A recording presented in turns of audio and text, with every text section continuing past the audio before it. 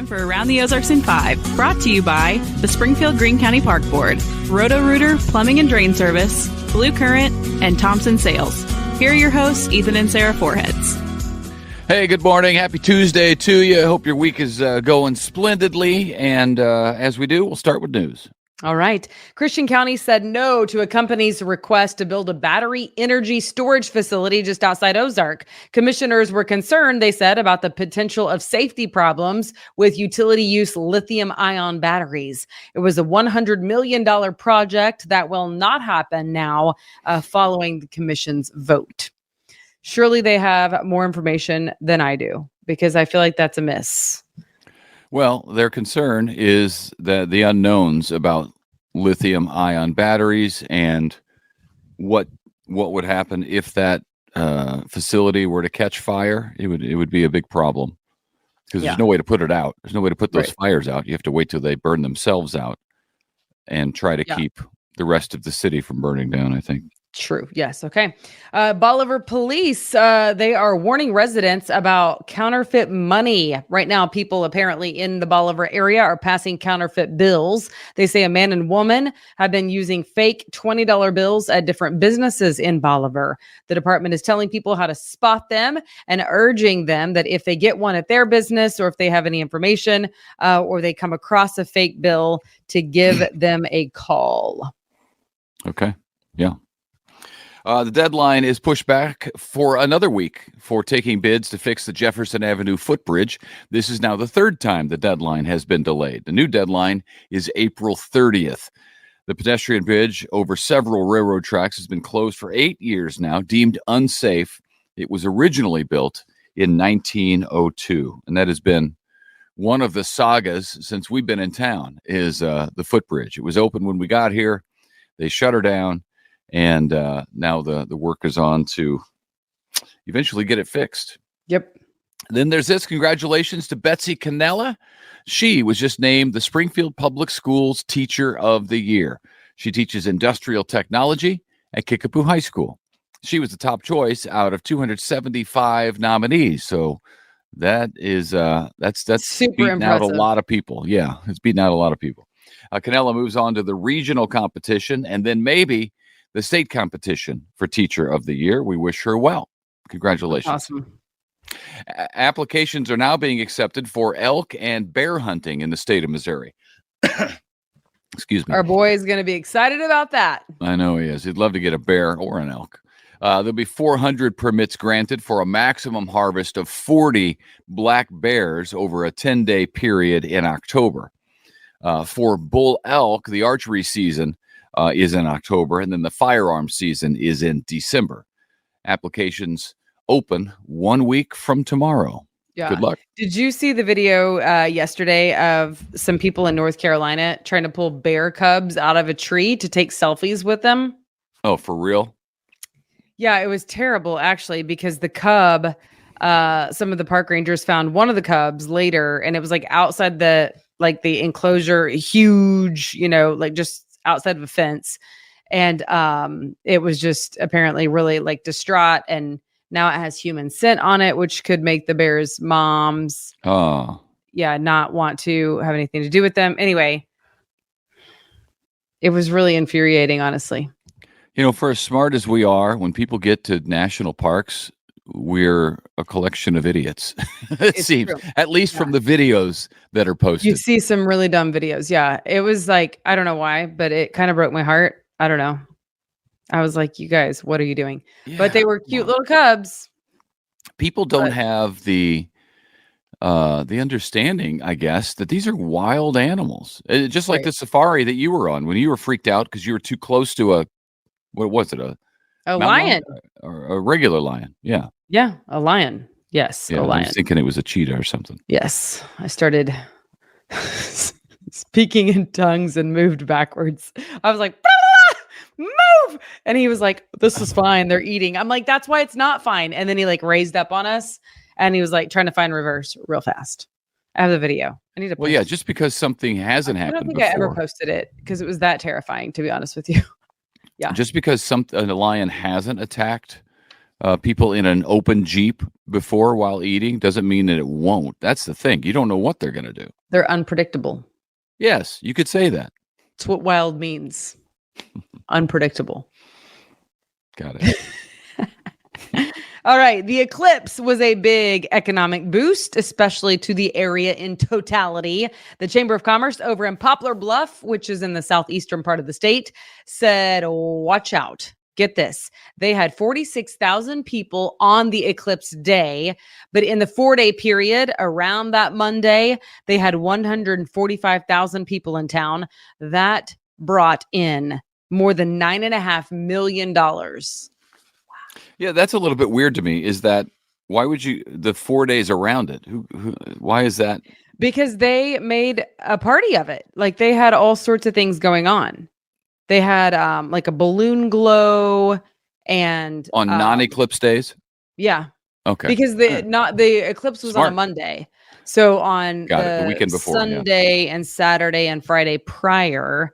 Well, good on them. That's smart. Yeah, I know. And West Plains did the same thing as well. I just don't have their numbers. I don't know. West Plains, you out there? I'm sure that they made great money as well, but I do not have their numbers. Poplar Bluff posted these on social media. That's how I know them. Yeah. So maybe some others will whenever they get it figured out. Yep. Okay, here's a story for you. A new report from Consumer Reports found that some fresh fruit or frozen fruit, canned and fresh, frozen, and canned. I should say fresh, frozen, and canned. So all fruit. Yeah, all fruit contained concerning levels of pesticides. Oh, yeah. In fact, some of the highest levels were in produce imported into the U.S., and apparently frozen strawberries were the worst. Okay. Imported and domestic green beans were also tested high for pesticides, even the organic kind. So now what? I think it just calls into question the EPA's review process for pesticides and what's considered safe for human consumption, as well as the FDA's monitoring thereof. So the EPA sets the standard and then the FDA monitors it. But I mean, this is a new consumer report. And I think that will just make them say, wait a minute, and then start testing this stuff, which Consumer Reports tested on their own. You know, if we were educated as a people, we are educated as a people. Sometimes too much for our own good. Well, sometimes. But on this issue, I mean, if we actually knew what we were eating and what these companies and whatever puts in our food, some of these, and what some of the chemicals are and what they do, and how they're used otherwise, we would be, I think, shocked and appalled that this stuff is ending up in the food supply. Why are you giving me that to eat? Do you ever read the Daily Mail? I have read it, not on a regular basis, no. So I'm becoming more of a regular for whatever reason. That's a little sensational. So sometimes they get stuff right, sometimes they don't. Well, so I don't know, but the other day they had a story of 13 different like junk foods essentially that could soon be banned in America. In fact, many of them, by the way, were already banned in California, but not in the rest of these United States. Anyway, on the list of states considering the ban was Missouri, as well as 5 other states, Missouri being the only red one. All other 5 ones were blue. But they talked about Oreos, Takis, Tricks, Lucky Charms, like some colors of Gatorade.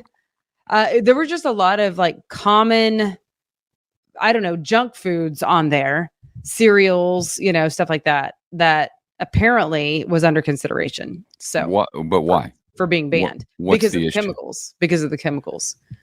They're already banned elsewhere. There's other states that already have them banned. And so, and countries. And so anyway, I thought that was interesting from the Daily Mail. So I don't know. I got to figure out who So their reporters are. I don't know. is there Sometimes because I there's just look up the reporters to figure out if they are there are trained or, different you know. they over the years they've had different versions of cars that work in California because of emissions standards. Yeah. So is it that they have a different type of that cereal in California where they No, don't put that stuff in it, or they don't sell that cereal in California? I can't imagine that. no. I mean, some of them have already been banned in California because they have a certain color, a certain type of chemical and a certain type of dyes. Like, I mean, it was all very Right. But labeled. do the cereal makers say, okay, well, we'll take it out of that box of cereal, go into California? Oh, I don't know. I don't know. Probably. Do they sell it like differently? Like it's a different product altogether, you mean? Yeah, I can't imagine they're not selling in the entire state of California. Yeah. So anyway, interesting stuff. But yeah, I'm sure you're right about that. Anyway, we'll see what comes of the Consumer Reports report. Okay, now to this. It is hard to believe that the World Cup 2026 is coming to Kansas City. This is worldwide, people. This is way bigger than the Super Bowl. Sometimes I hear reporters at the Super Bowl say the biggest event in the world. No, it's not actually the biggest event in the world. Not even close. The World Cup is way bigger. Anywho, Kansas City is one of 10 in North America that will be hosting games. I know. So in KC, they're going to be at Arrowhead. And do you call it Geehaw Field? Geha? Is that right? GEHA. Yeah. Geha. Yeah. But what do you call that? Did they do they sound it out? I don't think so. I think it's okay. GEHA.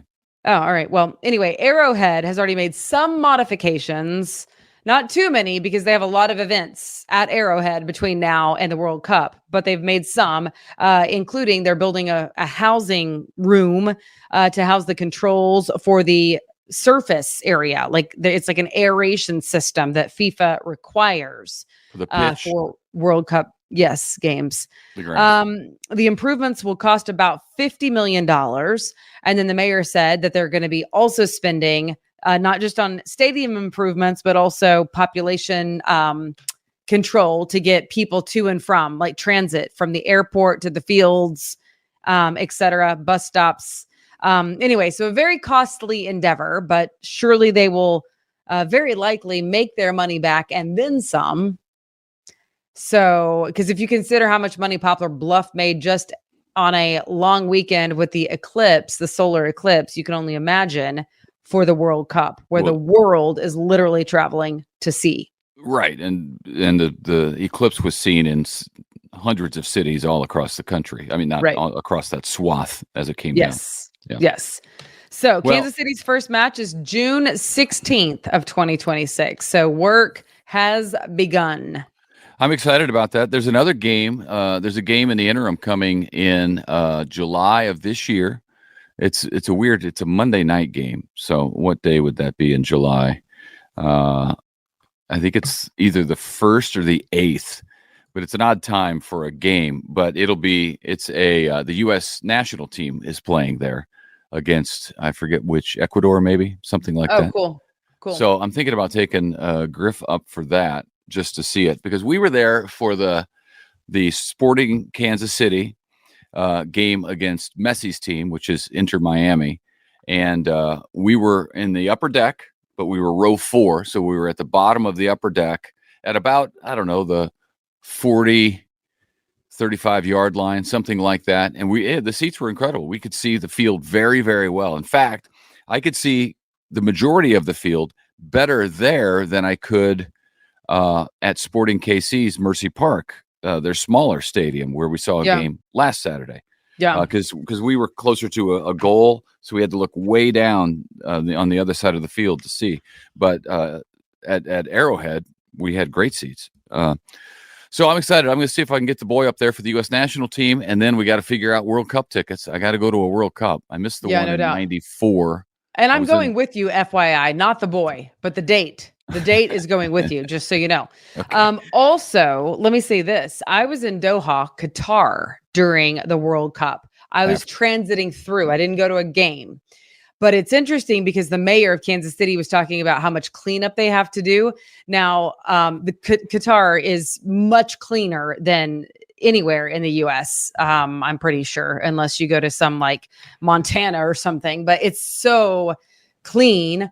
And so it's interesting because I do feel like when you're on the world stage, and people obviously love America, as do I. It's why everybody wants to come here. It's why everybody does Not come everybody. here. Not everybody loves it. But go ahead. Yeah. Yes, but anyway, it's just interesting to me because Doha is so clean and there were so many millions of people, but there's not like a speck of trash on the streets. You know what I mean? It's very interesting how just kept up it is, but it takes like all hands on deck. And I don't mean paid employees. I mean, it would require all Americans to clean up after their neighbor if their neighbor is not going to clean up after themselves, to pick up trash, throw it away. It's immaculate. Like, I can't overstate it. It's very, very interesting. Well, then that means they're going to have a lot of work to do in Kansas City to clean it up. Yeah. And the mayor knows that. I mean, there was a big old thing on this. So the work has started, but yes, it will be a process and then some. And they got to cut 2 years, essentially, almost exactly 2 years to work on it. Yep. I'm excited about it. Yeah. I mean, they installed new lighting in Doha, like the whole thing when we got there, because we went out and about into the city. And I was like, wow, this place is incredible. You know, like none of us could get over how just seamless everything was. Transportation to get places, stadiums everywhere. I mean, we went by one stadium and they were like, oh, this is the small stadium. I'm like, small? I mean, it looked massively huge, bigger than anything I've ever been to in America. It was just so interesting how many people come. And then we were one more story, because this is interesting when people think the Super Bowl is so big, which it is here, obviously, but we were in Tanzania and we were trying to watch the Super Bowl because the Chiefs were in it and nobody had any clue what we were talking about. But if you say World Cup anywhere in the world, they know exactly what you're talking about. Well, I think it'd be cool for people, even people who don't follow soccer, just to experience a World Cup game would be quite an experience, I think. So I'm looking forward to it. I hope I can. If you have tickets for the World Cup, let me know. Yeah. We need them. Well, you need to recognize that you will be in trouble if you're taking the boy instead of me, just so you know. All right. Mark my Fair words. enough. I've been warned. It's April 23rd. Write it down. Don't forget it. Years in advance. Yep. All right. Thanks for watching. Thanks for listening. We don't take it for granted. We appreciate you being with us and sharing it with your friends. Yes. Thank you for your listenership. All right. Have a good day.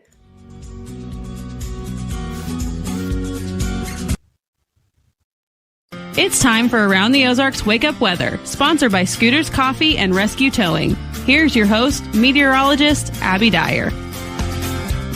Good morning, everybody. You are listening to Around the Ozarks Wake Up Weather. I am meteorologist Abby Dyer, and we are waking up with nice mild temperatures this morning. No more of that really cold weather that we had around yesterday morning with the frost advisory. Today, we've got temperatures either side of the 50-degree point. So well above freezing this morning, and we have numbers that are going to land in the low 70s by the time the afternoon rolls around. Today, however, is not without its challenges. We have a cold front on the way today that will result in some scattered showers for many across the Ozarks. I expect some widespread showers for our eastern counties, and then out west, the showers will be few and far between. I don't think they last all day, but when that cold front is passing through, everybody gets a little chance for a downpour in the Ozarks. Rain chances return to the forecast today, and a north wind will develop behind that front again. I have the front passing through the Springfield area, likely around 3 or 4 o'clock this afternoon. So the shower chances look best after lunchtime today and before the evening drive. A cold front, though, it's what's bringing those shower chances back into the forecast, and rain chances certainly do look more widespread in the eastern Ozarks, east of Highway 65. I don't think it's a lot. I don't even have a whole lot in the way of thunderstorm activity with this. It'll generally just be rain showers. Less than a half inch for most folks across the region, but it's a pretty widespread area that's seeing this cold front pass through today. We get some rain chances here in the Ozarks. Those should extend back into portions of central Oklahoma and then all the way up through the Great Lakes region and the Ohio River Valley. That's where the unsettled weather is for us today. Rain will then be common in our extended forecast. I have more widespread rain off and on starting Thursday morning, lasting all the way through the weekend. And there are a couple chances tossed in here with a few strong storms that do look possible. The overall setup, well, what we have is this big trough that moves through the central part of the country. It's going to drive some weather systems into for our region. It means for a more active pattern for the second half of the work week and into the weekend.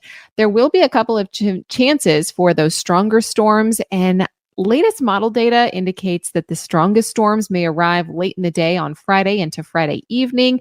Confidence not too high yet. So I'm going to update you on that timing again tomorrow as models come into a bit of a better agreement. One of my main models has the system well off to the east. The other wants to take it north.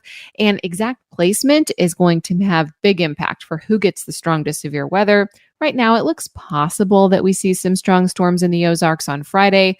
I will definitely be watching that very carefully because there could be a few rounds of stronger storms in our extended forecast.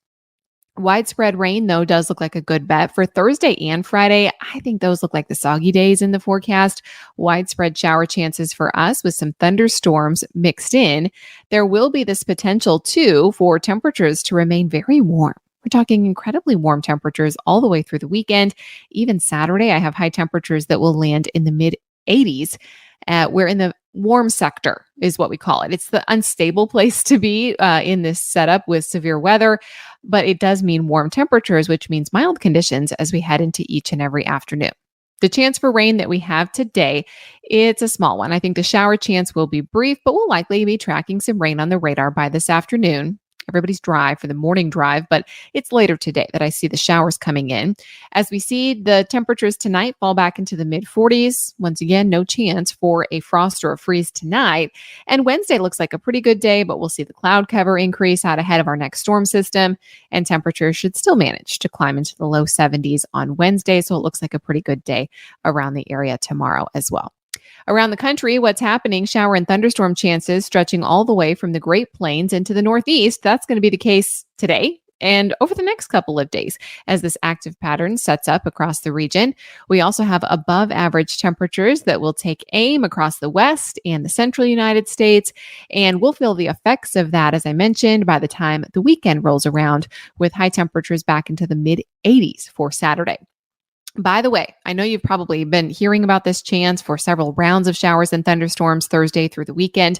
If you're trying to make your weekend plans, at least right now, it looks like the driest day may be Saturday. So we could actually have a good deal of dry time Saturday afternoon before storms resume Saturday night into Sunday. All right, it's time for the Around the Ozarks Wake Up Weather Brain Twister question that I have for you today. This one, kind of a fun one. And, you may not want to admit this if your boss is listening. Here's the question that I left you with yesterday. According to a survey, the United States employees spend nearly how many hours per day doing non-work activity? Us Americans are known for being very hard workers, but how many of those hours are actually spent working? Survey results. How many hours are spent doing non-work activities? Do you think it is A, 2, B, 3, C, 3.5, or D, 4 hours a day? If you guessed B, 3 hours, you would be correct. 3 hours a day. If you consider most folks have an 8-hour workday, it means a little less than half of the day you are spending doing something else. According to this survey, by the way, this is from Forbes, employees said a lot of that time is actually spent socializing with coworkers. COVID really kind of changed that, though, for a lot of folks. So then people started, doing other tasks aside from socializing. Typically, they would, get up, head to the kitchen, get a drink, and run into somebody and talk there. Well, then during COVID, people were reporting that they were actually spending time online shopping, doing little tasks that they need to do, bill paying from their desk, their personal to-do items. If you have a couple minutes at work, I don't think there's anything wrong with checking off some personal tasks or running to the mailbox or mail post office is what I'm trying to think of during your lunch break, something like that. But 3 hours a day seems a little bit extreme to me. I don't know. What this survey did not account for, and I think COVID changed this too. You guys will have to let me know if you have strong opinions on this, but like personally in my house, my husband and I work outside of my work hours. Like, okay, I might do a couple of personal tasks during my technical work day, but I'm always also checking my work email. in the evenings, at night, or on the weekends, and checking off those work tasks during personal time. So I don't know. It probably all evens out in the grand scheme of things. I don't know. We will see. There were people surveyed from other countries, by the way, and they say, what? We only work 3 hours a day. Our work day is much, much shorter than yours. So we deserve the 3 hours, don't we? I know. You can tell your boss I said that. All right. Here's the question that I'll leave you with for tomorrow. What was the first item ever sold on eBay? What do you think was so popular that it made the first internet sale? A cracked ashtray. B, a broken laser pointer. C, a blank VHS tape. Or D, a chia pet. Which was the first item to sell on eBay? Again, no Googling. That takes all the fun out of it. But enter your guess. It's free to do so at AroundTheOzarks.com. We give away $20 to Scooter's Coffee every single day here on Around the Ozarks Wake Up Weather for a correct guess and win from those results. So head on over to the website and check out our contest there. We also have some other fun contests running right now. One in particular for Mother's Day, floral arrangement and dinner for mom. Head to AroundTheOzarks.com. You'll find that contest there. Enter. It is free to do so. Thanks so much to our sponsors, Rescue Towing and Scooter's Coffee. And thank you for listening this morning. I hope you have an enjoyable Tuesday. You're looking at a high temperature of about 72 degrees. Cold front on the way, though. It'll pass through after lunch. We've got some rain showers, so grab the umbrella if you're heading out the door right now. I'll be back to chat with you tomorrow morning.